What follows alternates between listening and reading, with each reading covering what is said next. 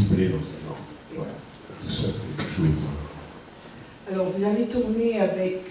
alors, d'abord, je pense que vous avez fait des allers-retours sans arrêt entre la France et l'Italie, même dans ces années 60-70. Oui. Parce que si on regarde votre filmographie, elle est aussi brillante en Italie qu'en France, parce que vous tournez avec des grands metteurs en scène français. Oui, avec Coton Lara, avec Duvivier, avec Allégret, des gens comme ça, qui étaient des metteurs en scène, comme vous dites, qui étaient des grands metteurs en scène, et qui étaient absolument détestés par la nouvelle vague, et par toutes les critiques de la nouvelle vague, qui disaient pique-pendre sur ces films, et donc sur les gens qui jouaient dedans. Et donc c'est pour ça aussi que beaucoup d'acteurs de la génération est parti là-bas. Parce qu'en fait, vous n'aviez pas la carte, comme on dit. Ah oui, exactement, on n'avait pas la carte. C'est quoi, et en Italie, c'est le contraire, vous avez tourné avec les plus grands. En Italie, oui, en Italie, j'ai eu la chance de travailler avec Bolognini, avec beaucoup avec Tizzani, donc je fais 2 films avec lui, avec un peu tous les metteurs en scène italiens, qui ont eu la contredit de me faire tourner. Est-ce que c'est pas Bolognini qui vous a fait faire votre premier film en Italie? Non, c'est La Toile. Hein. Oui. C'est un film qui était une coproduction, justement, où il y avait Catherine Spack et Christian Marcon. C'est une classique coproduction. Et après ça, c'est Bolognini. Voilà. Ça s'est passé à Rome, c'est plus de Bolognini. Voilà. Ça s'est passé à Rome, et vous avez travaillé 2 autres fois avec Bolognini. Ou 3 films, ça fait 4 films. Alors, il y a un film, enfin, un sketch, puisque je crois que vous avez fait des films à sketch. Bien sûr. Il y a un sketch qui est resté célèbre, mais vous allez me dire s'il est visible ou pas. C'est un sketch avec Gina Lollobrigida, où vous jouez le neveu d'un cardinal. Mais oui. Mais oui, absolument. Et c'est un film qui a une histoire un peu particulière, donc voilà.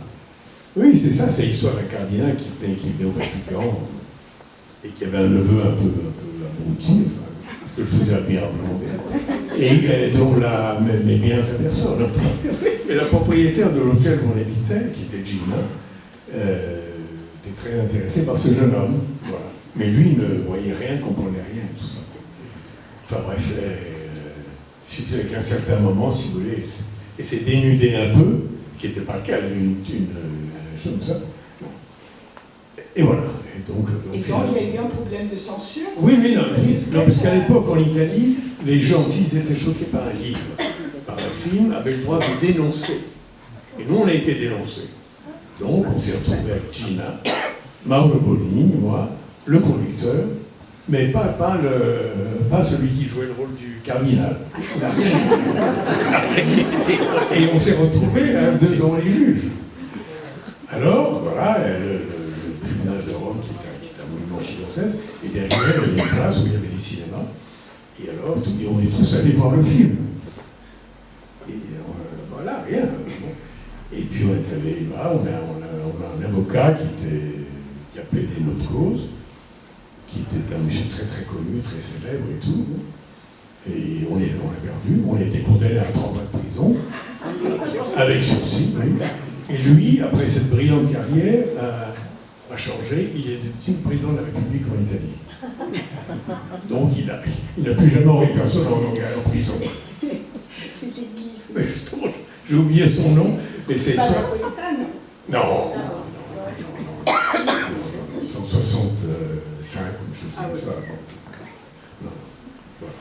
Alors, peut-être, dans tous les films que vous avez faits en Italie, est-ce qu'il y en a que vous préférez à d'autres? Parce que vous avez finalement touché à tous les genres en Italie. Vous avez tourné des comédies, vous avez tourné des drames comme le film que nous allons voir ce soir. Vous avez tourné ce qu'on appelait, on en parlait l'autre jour, puisque à votre place il y avait Dario Argento, et on a parlé du Giallo. Et Giallo, oui, c'était.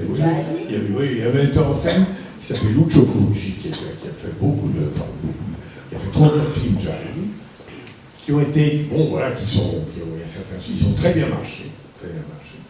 Mais il n'était pas un grand metteur en scène. Or, depuis une dizaine d'années, c'est devenu quelqu'un qui est très célèbre en France. Et moi, j'ai été questionné par les cahiers du cinéma, pensant quelle merveille, qu'ils ne m'avaient jamais téléphoné, jamais vu, uniquement pour leur parler de Fulci. Il est devenu maintenant quelqu'un de très important. Et on fait des films sur lui. Il y a eu beaucoup de livres qui ont été écrits, et ces films sont devenus des films cultes. Voilà, n'ayons pas peur des mots. Peut-être nous dire, pour, je dirais, mettre en appétit les spectateurs qui peuvent aller demain voir Sandra, nous dire quelques mots sur Visconti. Visconti, c'est la merveille des merveilles. C'est un homme, c'est un immense metteur en scène. C'est un homme qui est d'une classe extraordinaire, qui avait un charme, qui avait beaucoup de charme, qui était magnifique, c'était vraiment quelqu'un de tout à fait étonnant. Et il était d'autant plus étonnant qu'il avait formé les équipes, lui, enfin une équipe, et quand on rentrait sur le plateau de Visconti, il n'y avait rien, tout était prêt. Il avait 2 assistants absolument extraordinaires, on n'entendait pas un bruit. Les plateaux de cinéma, vous pouvez les connaître, parlez-moi le monde, c'est Bordelli. Non, c'est très souvent. Il y a des hurlements, il y a des cris, les gens s'engueulent et tout, c'est plein de vie, surtout en Italie, mais encore bon. Alors qu'avec lui, pas du tout. Lui, c'était très calme. Comme avec Buñuel, d'ailleurs. C'était des gens qui en imposaient. C'est-à-dire que les gens qui travaillaient pour lui savaient qui il était, savaient qu'il était capable de faire tous les métiers qui étaient sur le plateau. Il était capable d'être à la caméra, de tout faire. Et donc, ça lui donnait en plus des films qu'il avait déjà fait, ça lui donnait un poids extraordinaire vis-à-vis de toute l'équipe qui était là. Et ça, c'est rare, ça. C'est très rare. Moi, j'ai eu ça aussi avec un Américain qui s'appelle Zinema, avec qui j'ai fait un film. Le Chacal. C'était Chacal. Et qui était lui aussi, c'est peut-être dû à son âge, à tout ce qu'il avait fait, c'est lui aussi une sommité, non seulement dans le cinéma, mais surtout une sommité aux yeux des gens avec qui il travaillait, de l'équipe technique. C'est le réalisateur du principe. Bien sûr. Bien sûr.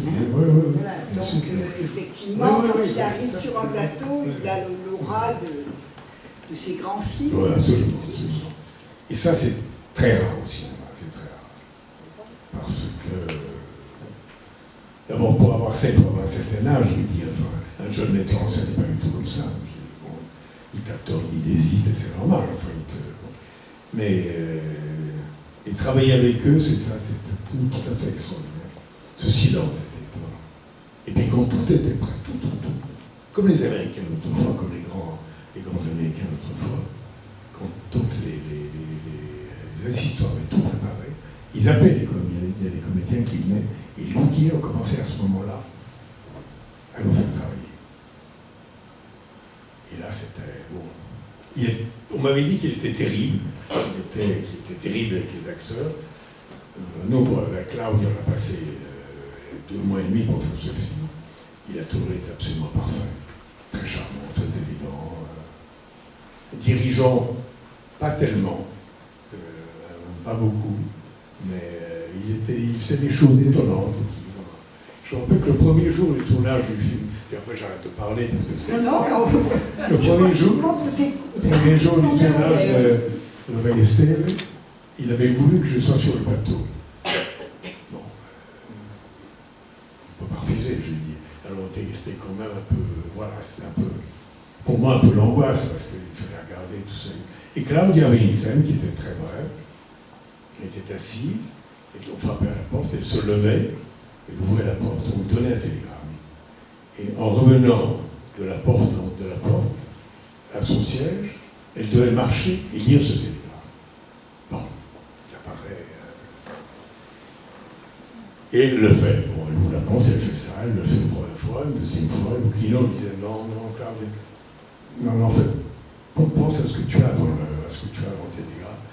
Il marche en fonction de ce que tu peux lire, en fonction de la nouvelle qui était donnée. Elle le faisait. Et certains, Lucchino, quand elle était à la porte, il s'est mis à genoux, lui a pris les chevilles et l'a fait marcher. Et qu'elle lui a donné le rythme qu'elle voulait qu'il voulait qu'elle ait pour lire ce télégramme. C'est terrible, quelque chose comme ça. Terrible. Et puis elle l'a fait, elle a compris. Elle l'a fait, elle est venue s'asseoir après ça, puis voilà, la scène s'est arrêtée. Mais moi j'ai vu ça, j'ai été pris de panique. Parce que c'est terrifiant, quelqu'un qui fait ça, un metteur en scène, qui vous prend en main comme ça. Et puis, non, j'ai jamais eu ça avec lui. Il m'a simplement dit, un jour, au dîner ensemble, il m'a dit, oui, bon voilà, oui, toi, il faut prendre les trous qu'à première prise, après c'est très mauvais. C'est tout ce qu'il m'a dit. Ce qui est quand même rassurant, ce qui m'a fait plaisir.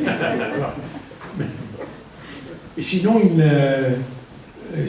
avait l'intelligence, il a la grande intelligence de mettre en scène, c'est de se servir des défauts des comédiens. On les bourre de tics, on les bourre de défauts, on fait des choses qu'on ne peut pas faire, qu'on essaye de corriger, souvent on n'y arrive pas. Et les metteurs en scène les plus doués sont les gens qui se servent de ces erreurs, de ces fautes. Ils s'en servent, ils n'essayent pas de vous casser, comme le font certains metteurs en scène français, mais ils utilisent ça. Et c'est très intelligent, c'est ce qu'il faut faire. Et les grands étaient comme ça. Les grands étaient comme ça. Et Sidney Lumet, qui j'ai fait un film à New York, était comme ça aussi. Il se servait des bêtises des gens. Vous parlez de Vue du Pont, c'est ça? Il se servait de ça. Alors que normalement, un metteur en scène vous dit, bon voilà, tu vas dire ça. Tu fais ça, bon, tu le fais. Si vous prenez, c'est parce qu'ils pensent que vous êtes capable de dire d'autres choses. Mais ils n'ont pas ce métier ou cette intelligence d'utiliser vos défauts. Pendant toutes ces années, vous vivez en Italie, parce que je parle italien à la perfection, donc est-ce que vous vivez en Italie à cette époque-là, ou est-ce que vous vivez en France ou à cheval? Tous les deux, parce que j'ai fait des films un peu partout dans le monde entier, tous les deux. Et puis l'Italie, c'est un pays merveilleux, c'est un pays que j'adore, mais il ne faut pas que les Italiens vous voient trop souvent. Si vous voient tout le temps, vous faites partie du meuble et vous n'intéressez plus personne. Ok, si vous disparaissez, vous réapparaissez au bout de 6 mois, 1 an, ils disent ah, il est là encore. Bon, voilà. Il faut faire quelque chose. Il faut se. Voilà.